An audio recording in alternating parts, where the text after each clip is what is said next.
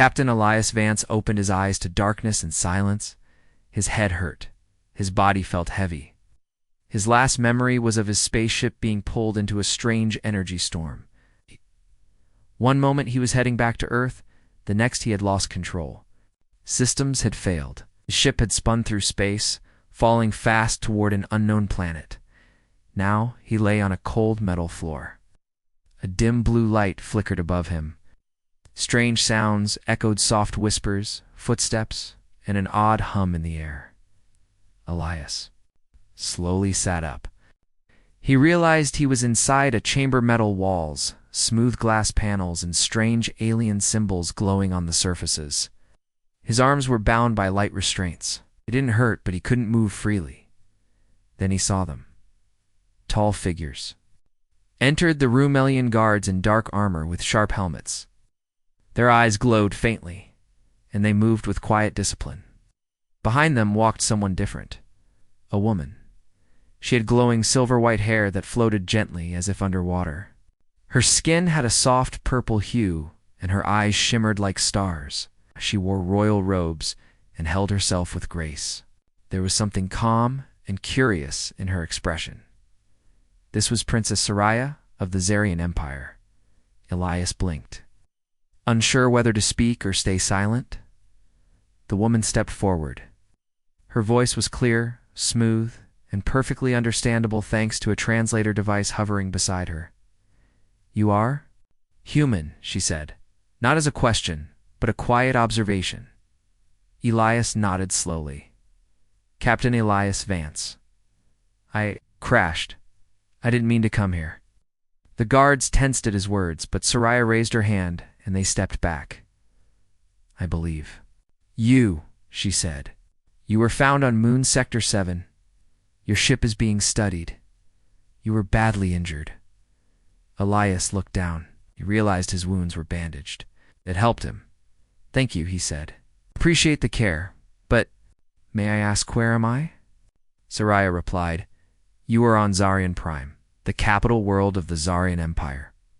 Elias had heard about alien life before, rumors, even hidden messages from deep space.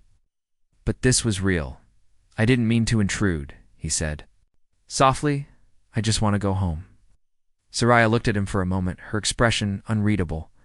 "We don't know where home is. Your star maps are incomplete." Elias's heart sank.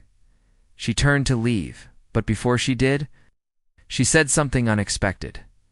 "You're different from what our records suggested. I'd like to speak again." Then she was gone. The next day, Soraya returned. This time, she brought a translator orb in a chair. The guard stood outside. She sat in front of him and simply said, "Tell me about Earth." Elias blinked, surprised. "Why?" She smiled gently. "Because I want to understand." So he spoke. He told her about Earth blue skies, oceans, trees, and people who laughed, cried, and danced.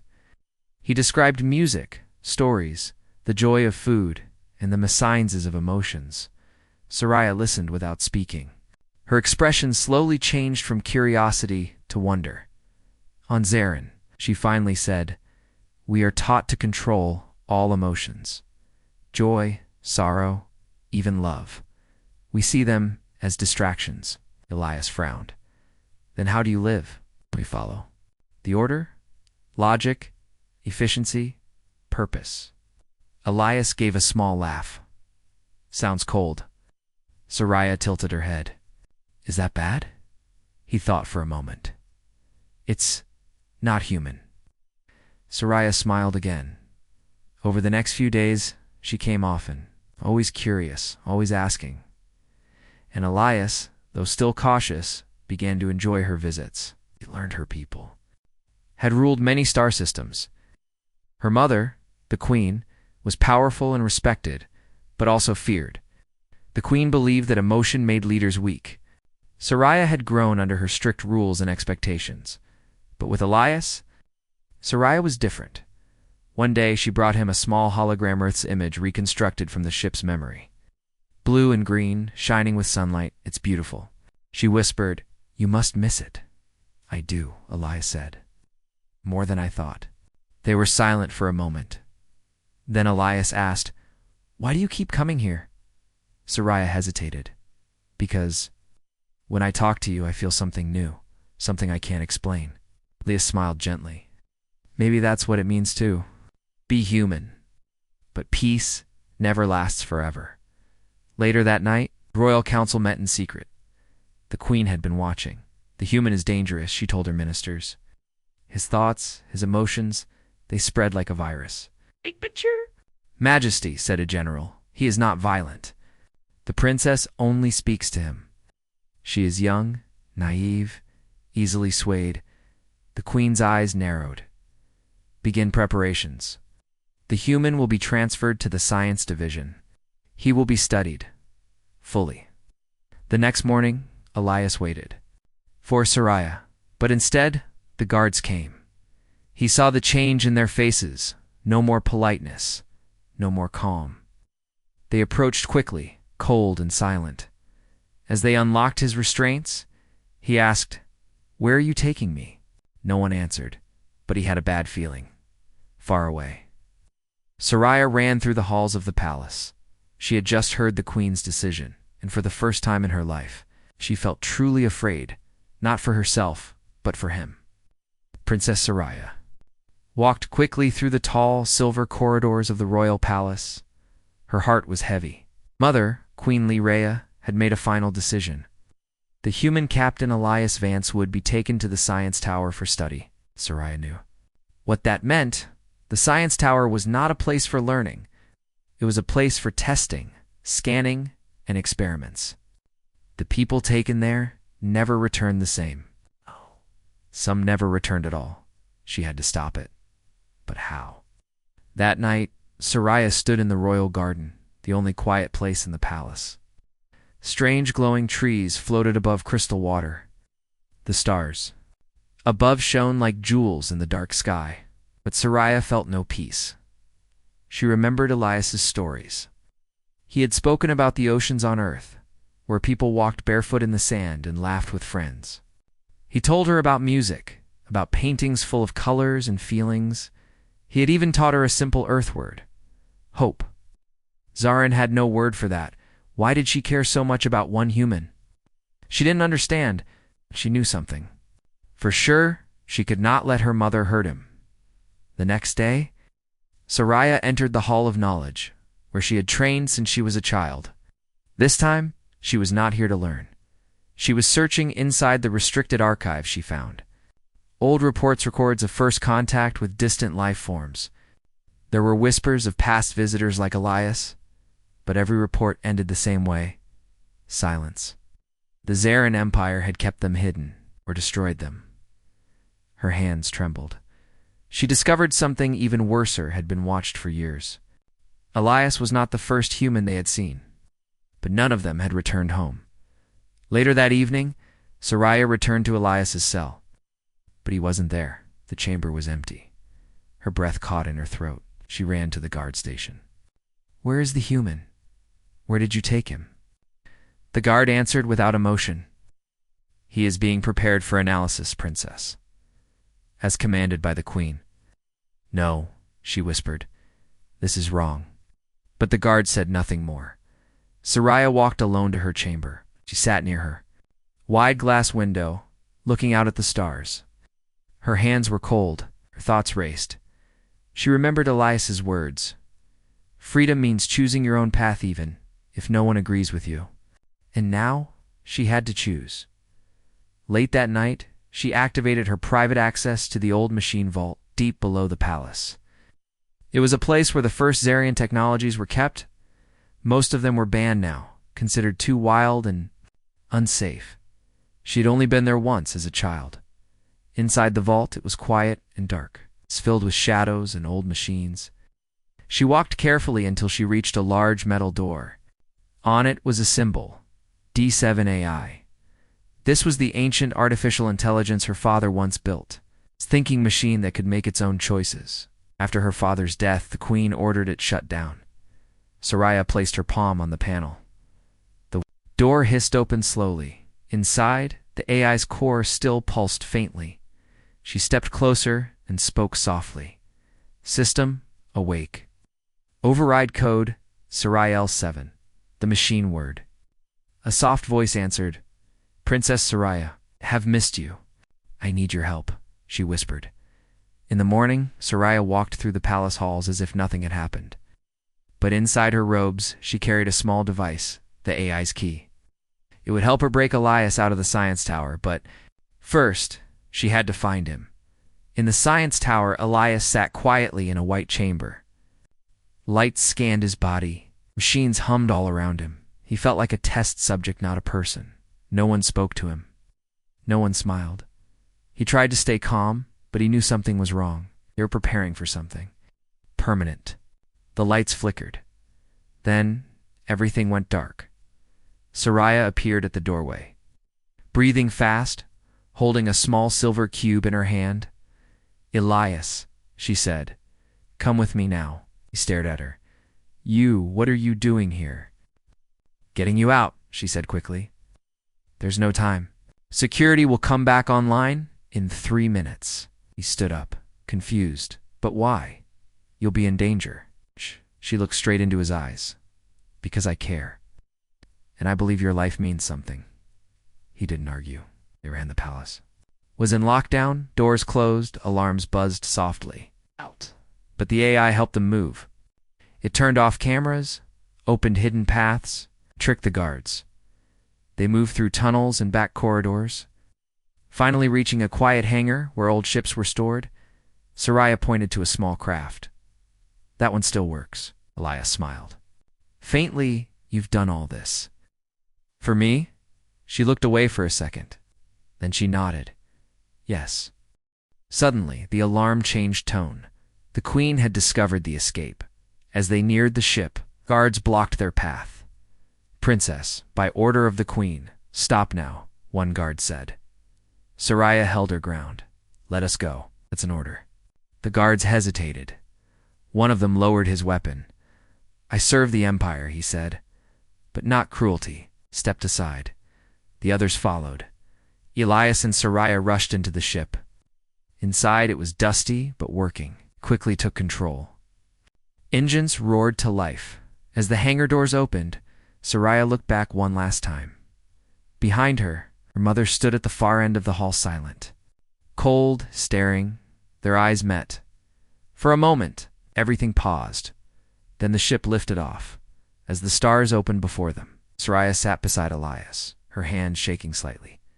You just betrayed your own mother, Elias said gently. Soraya closed her eyes and whispered, I know.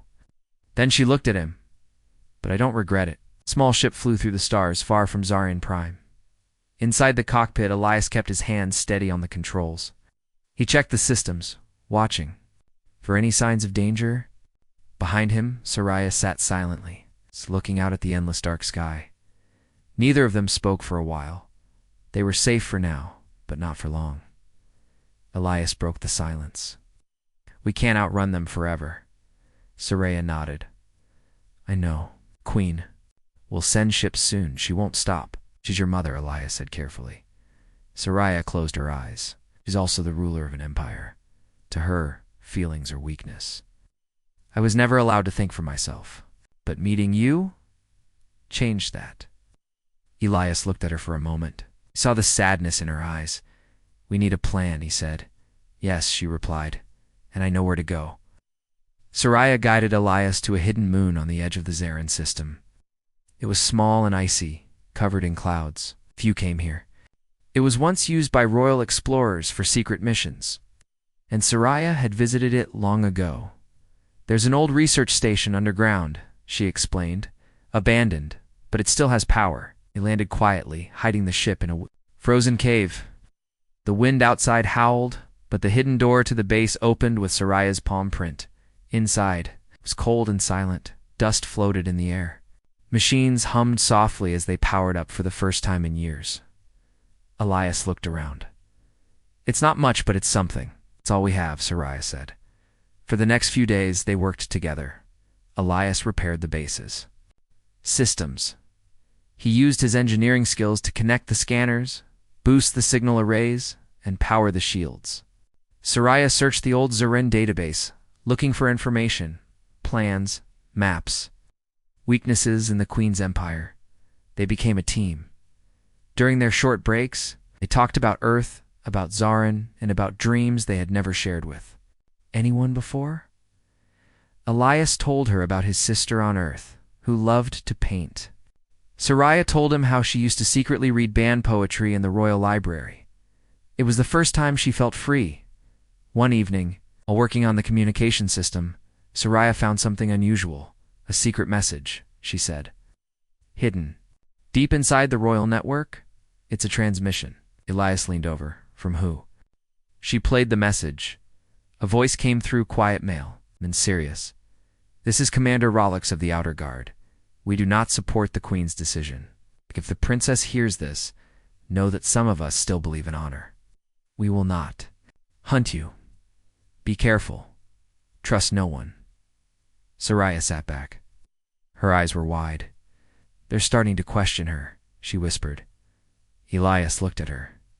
Then we're not alone. That night, Soraya couldn't sleep. She stood outside the base. Under the cloudy sky, the stars were hidden, but she could feel them above her. Elias joined her. Cold night, he said. She nodded, but peaceful. They stood together in silence. After a while, Soraya said, I used to believe I would be queen one day. I thought I would rule like my mother, strong, silent, fearless. And now I want something else, she said softly. A life where I can choose, where I can feel. Elias smiled. That's what it means to be human. She looked at him then. Teach me. The next day, a Zarin scout ship passed. Near the moon, the base's warning systems lit up. They're close, Elias said. We can't stay here, Soraya replied. They'll find us. Elias thought for a moment. Then we'll go where they won't follow, somewhere they fear. Soraya looked at him. What do you mean? Elias pointed at the star map. This system here, your empire, marked it dangerous. But Earth ships passed through it years ago. We called it the Mirror Belt. No one ever came out the same. Soraya studied the map. It's full of strange energy fields. Ships vanish inside it. Even Zarin scouts avoid it. Then it's perfect, Elias said. They won't chase us there. Soraya hesitated. It's risky. Elias nodded. Well, yes. But it might give us time. And freedom. Then let's do it. Together. They returned to the ship and prepared for launch. Before leaving, Soraya placed a small beacon in the snow, a secret signal for Commander Rollix. In case he wanted to join their cause, as the engines roared to life, the cave walls shook slightly. Elias and Soraya lifted off into the sky. Hours later, the ship neared the Mirror Belt. It was a strange region in space, filled with glowing clouds and twisting energy. The colors danced like light on water, beautiful but dangerous. Soraya's hands tightened around her seat. Are you sure about this? She asked. Elias smiled. No, but that's what makes it exciting. She laughed softly, her first real laugh in days. Then they entered the belt. Inside, the ship shook. Lights flickered. Strange signals filled the air. Elias struggled to keep control, but he stayed calm. Soraya worked beside him, guiding the energy flow, balancing the ship's systems. Together, they moved forward. After what felt like hours, the turbulence stopped. Outside the windows, space was calm again, but it looked different. The stars were sharper, the colors richer. And on their radar dashed nothing. No one had followed them. They were truly alone, but they were also free. Inside the ship, Soraya sat beside Elias. We escaped, she said. He nodded. Yes. But the real fight is still ahead. She looked out the window. Then let's be ready. Let's build something new. He smiled. A future worth living for. And for the first time in her life, Soraya didn't feel like a princess. She felt like a person with a choice. The ship floated quietly in deep space. Hidden inside the Mirror Belt, time felt different here. The stars were strange, and the silence was deeper than anything Soraya had ever felt. But Soraya wasn't afraid anymore. She had escaped the palace. She had left behind a life of orders, titles, and cold traditions. And she had found something more important than her crown truth. Now, She had to use that truth to stop her mother. Soraya sat beside Elias in the control room of the ship.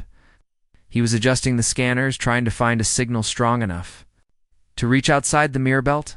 "It's working," Elias said. "I boosted the communication system. Hey, we can now send a message across the galaxy."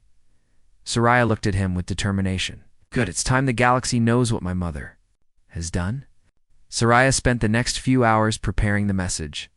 She included files from the Royal database, proof that the Queen had hidden contact with other species, erased reports, and silenced voices who spoke out.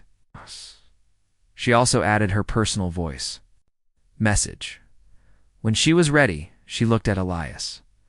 "Once we send this, there's no going back," she said. He nodded. "Are you sure?" "I have never been more sure," Soraya replied. She pressed the button. The message shot out into the stars across Sorayan space. It's the outer colonies, 2 commanders, governors, and council leaders. It was a spark, and sparks can start fires. A few days later, the answer came. It wasn't a direct message, but a movement. Across the galaxy, people began to speak. Whispers spread through the cities of Zarian Prime, on distant moons. Officers paused their patrols and listened. Young citizens questioned the Queen's choices. Even some council members began to ask for answers. Inside the palace, Queen Lyrea watched with sharp eyes. She stood in her private chamber, the message from her daughter playing on a glowing screen. "This is Princess Soraya," the voice said. "I speak not as royalty, but as someone who has seen the truth. My mother has used fear to rule, but fear is not leadership. It is control. The human Elias Vance showed me that freedom matters. And now, I ask you, what do you truly believe in?" The Queen's face remained calm, but her hand trembled. Her daughter had become a threat. The Queen called a meeting of the High Council. The chamber was large and filled with leaders from every part of the Empire.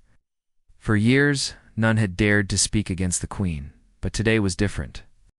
The room buzzed with quiet voices. Eyes looked uncertain. Queen Lyrea stood tall. "My daughter has betrayed us," she said. "She has joined a human outsider. She has broken our laws. This message she sent it is false." One counselor stood. "But the files she shared, are they false too?" The Queen paused. "They were private royal matters." Another voice spoke. "Your Majesty, many now believe her words. Even members of the Outer Guard are refusing your orders." The Queen eyes narrowed. "Then they are traitors." But she knew the truth. Her rule was shaking in the mirror belt. Soraya watched the reports. Support for her was growing. Messages came from rebels, scientists, and even soldiers. They called themselves the New Skya, peaceful movement inspired by her speech, but danger was also growing. A fleet had been sent by the Queen to find them. They had only a few days left before they were discovered. Elias worked quickly to upgrade the ship. "We need to leave the mirror belt," he said. "Can't hide forever." Soraya agreed. "I think it's time I returned home." Elias looked at her in surprise. "Are you sure? She arrests you the moment you step into the palace?" Soraya stood straight. "Maybe, but I have something stronger than fear.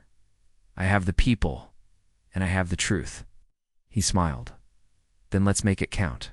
They left the mirror belt and headed for Zarin Prime. But they didn't come in secret, Soraya. "Send a message to the Queen directly. I will face you in front of the council. I will not hide.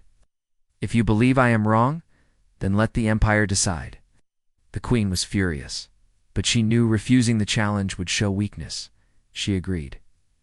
When the ship arrived at Zarian Prime, guards surrounded it. Elias and Soraya were taken into the palace under heavy watch. But this time, the people didn't cheer the Queen. They watched silently, many of them holding signs of the new sky symbol. Inside the royal chamber, the High Council was waiting. The Queen sat on her. Thrawn Soraya stood before her wearing a simple robe. No crown, no royal jewels. She looked directly at her mother. "You taught me to be strong," Soraya said. "But strength without compassion becomes cruelty. I won't let our empire fall into silence and fear." The Queen's voice was cold. You were born to obey. I was born to lead, Soraya replied. And true leadership comes from truth. The council watched in silence. Elias stood behind Soraya, quiet but strong. His presence reminded them all that Zarin was no longer alone in the galaxy. Soraya turned to the council. You must choose. A future of fear or a future of freedom. The chamber was still for a long time. Then one voice spoke. I vote for change, a counselor said. Another followed. Then another. The queen stood, but she was alone. Her rule had ended not by force, not by war, but by the courage of her own daughter. Soraya did not take the throne that day. She asked the council to form a new kind of government, one with voices. From across the galaxy, including Earth, she turned to Elias. You showed me how to feel, she said.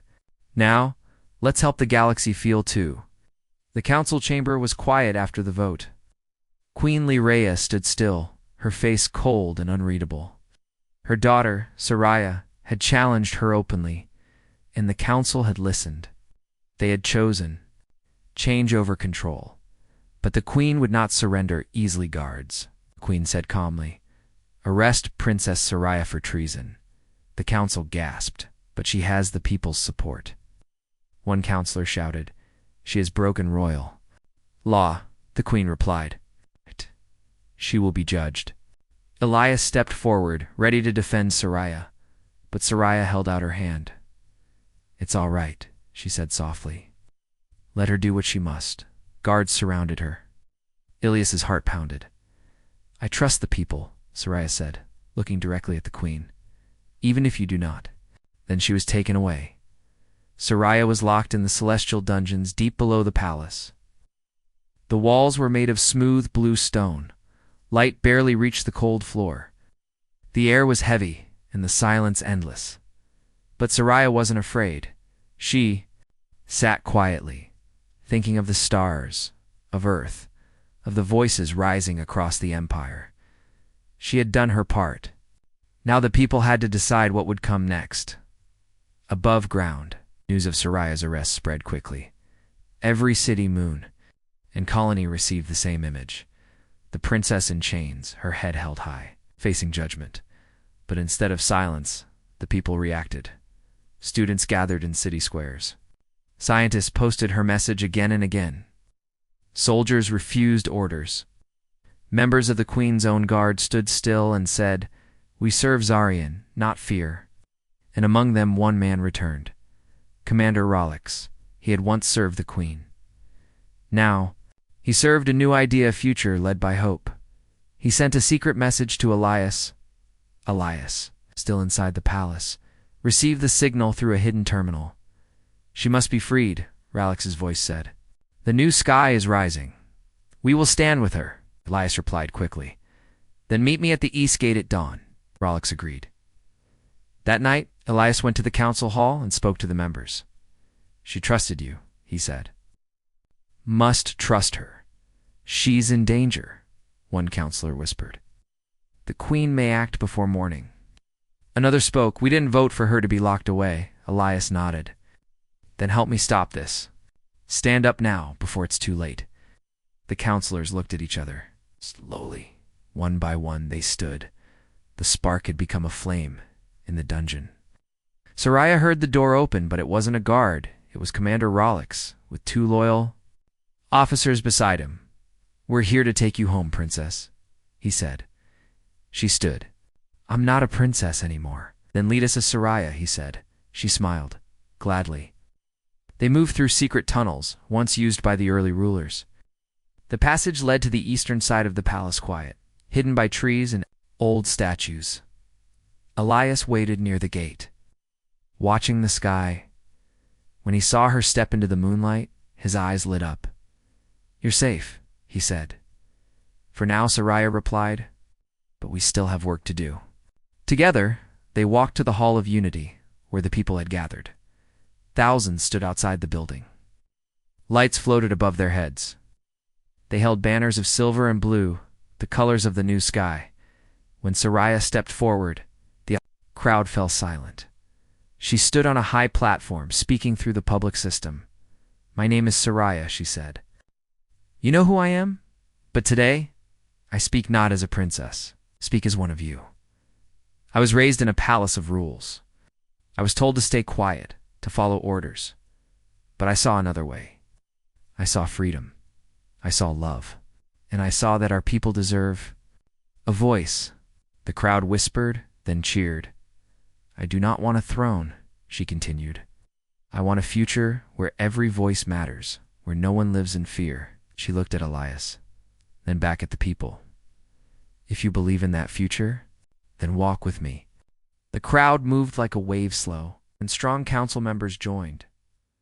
Former soldiers marched side by side with students. Even palace workers left their posts to stand in the light. It was not a fight. It was a peaceful march of change. Queen Lyraea watched from the high tower. She saw the streets filled with people. She heard their chant, "We are the sky. We are the voice." She stood alone in her throne room, surrounded by silence. For the first time in her life, she felt something strange, uncertainty. By nightfall, palace gates opened. No one ordered it. The guards simply stepped aside. The queen did not resist. She walked down to meet her daughter. The two stood face to face. "You've taken everything," the queen said quietly. "No," Soraya replied. "I've given it back to the people." The queen looked away. Then, without a word, she walked back into the palace. Soraya did not chase power. She asked the council to form a new leadership system, one that included many voices. It's not just hers. Asked Earth to send peaceful advisors, including scientists, artists, and teachers. She refused the crown, but the people still called her their leader, not because of her title, but because of her heart. In a quiet moment, Soraya and Elias sat beneath the stars. "You started a movement," Elias said. "We started it together," she replied. He looked at her and smiled. "So what now?" She pointed to the sky. "Now we build a better world." The new government council met in the Great Hall of Zarin Prime. It was the largest chamber in the Empire, filled with representatives from many worlds, aliens from distant planets and humans from Earth. Soraya stood at the front. But as a leader chosen by the people, beside her was Elias, now an advisor and pilot for the new interplanetary fleet. "This council is our chance," Soraya told the group. "Together, we can build a future where no one fears their leaders." Council members nodded, some nervously, some with hope. It was the first time many had spoken freely, but Queen Lyraea was not ready to give up her power so easily in a private room. Surrounded by loyalists, she watched news feeds of the council's progress. Her face was calm, but her mind raced. "If they think this council can replace me, they are wrong," she said quietly. "I will show them the strength of Zarian." Her loyalists bowed. "What are your orders, Your Majesty?" "Prepare a demonstration of power," she said, "but no bloodshed. We will show control, not chaos." Soraya heard rumors of the Queen's plans but chose to remain focused on the council's work. The new laws they discussed were bold shared governance, rights for all species, open communication with Earth, and a plan to explore the galaxy peacefully. Elias helped train the first group of pilots, humans and aliens working side by side. Soraya met with diplomats from Earth and other planets, learning their cultures and building friendships. One evening, as Soraya and Elias walked through the palace gardens, a messenger arrived with a sealed message. Soraya opened it carefully. The message was from Queen Lyra. "Yeah," it read, "Daughter. Let us meet one last time, without guards, without threats. Let us talk as mother and daughter." Soraya looked at Elias. "What do you think?" he asked. She smiled softly. "I think it's time." They arranged the meeting in the palaces. Old Solar Observatory, a quiet place where Soraya had once dreamed of the stars as a child. Queen Lyraea arrived alone, her expression unreadable. "Soraya," she said quietly, "you have changed much. I see the galaxy is moving without me." Soraya nodded. "Yes, mother. But it moves toward freedom and hope." The queen sighed. I only wanted to protect our people. Fear was my way. Soraya stepped closer. Fear is a cage. We must build bridges, not walls. For a moment, the two women simply looked at the stars together, but the peace did not last long. At the council's next meeting, a group of conservative leaders challenged Soraya's reforms. They believed the old ways were best. We must respect tradition, one said. The queen's rule kept us safe. Soraya listened carefully. Safety without freedom is slavery. We must learn from the past, but not be trapped by it. Elias stood by her side. We had the strength to change, together. Slowly, more council members agreed. The movement for change grew stronger. Queen Lirea watched, powerless to stop the tide. She knew her time had passed. One night, she left the palace quietly and disappeared into the stars. Rumors said she had gone to a distant planet to reflect on her rule. Soraya stood on the balcony. Looking out at the city below, the people cheered as ships flew overhead, symbols of a new alliance between worlds. She held Elias's hand. We have work to do, she said. He smiled. Together. And together, they looked to a future filled with hope and endless possibilities. Months had passed since Queen Lirea left the palace. The Zarin Empire was changing. The cities that once followed strict rules were now filled with art, voices, and music. The halls of silence echoed with laughter. People from different planets walked side by side, and at the heart of it all stood Soraya. She was no longer called a princess. The people simply called her leader Soraya, not because of blood, but because of trust. Elias remained by her side. Together, they helped build something new. On a bright morning, a great event took place on Zarin Prime. Flags of many colors flew across the sky. Ships from Earth and other allied worlds landed on the planet. Leaders, scientists, and teachers stepped out, welcomed with kindness. Soraya stood at the front of the new Unity Hall, where a special ceremony would begin. Elias stood beside her. Looking proud but calm, Soraya turned to him and whispered, I never thought we would come this far. Elias smiled. You didn't just come far, you changed a galaxy. The ceremony began. A human delegate stepped forward and spoke. Today marks the first peaceful alliance between Earth and the Zarin Empire, a bridge between two worlds. And this was possible because of one woman who had the courage to choose truth over fear. Soraya stepped forward. The crowd grew quiet. She spoke clearly and gently. Many years ago, I thought power meant control. I thought leadership meant silence. But I was wrong. Power means listening. Leadership means understanding.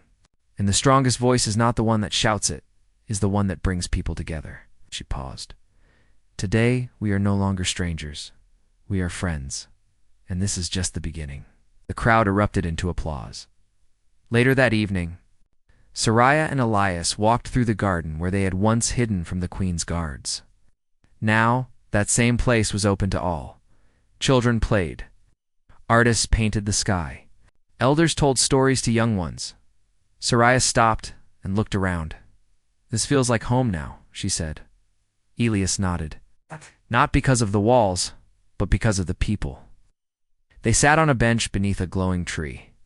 I've been thinking, Elias said, about Earth. About returning just for a while. Soraya looked surprised. You want to go back? It's to visit, he said. I want you to see it.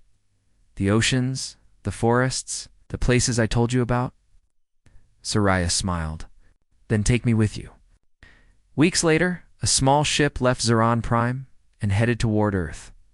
It carried Soraya, Elias, and a few council members who wanted to learn more about Earth's people. When they arrived, Earth welcomed them warmly. Children waved as the ship landed. Teachers brought students to see the Zarin visitors. People shared food, music, and culture. Soraya walked by the seaside for the first time. She removed her shoes, stepped into the cool water, and laughed. This is what you spoke of, she said. Elias nodded. Yes, and now you've felt it. They spent days traveling across Earth forests, mountains, cities, and small towns. Everywhere they went, people listened to Soraya's story. They learned how one choice could change everything. Back on Zeron Prime, the council continued its work. The new system was not perfect, but it was fair. Disagreements were handled through debate, not war. Voices from all classes were respected. The new sky movement became a symbol of peace across many systems. Other planets began to form their own councils. Old empires started to open their doors, and it all began with one alien princess and one human pilot. When Soraya returned from Earth, she brought with her a small seed, gifted by a child from a village near the sea. "This seed will grow a tree," the child had said. "It only grows where there is peace." Soraya planted it in the palace garden, right in the center. Elias helped her place it in the soil. "Do you think it will grow here?" he asked. She smiled. "It already has."